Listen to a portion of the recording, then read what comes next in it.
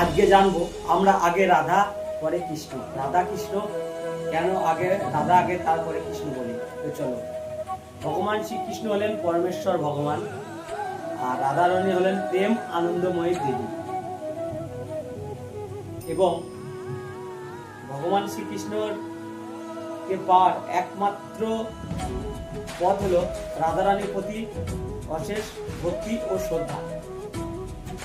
এই কারণে প্রথমে আমরা রাধারানীর নাম উচ্চারণ করি।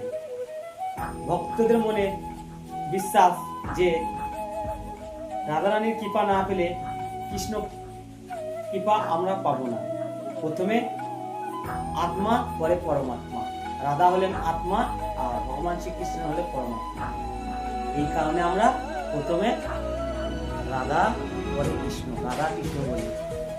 সকলে মিলে বলো রাধে রাধে, জয় শ্রীকৃষ্ণের জয়।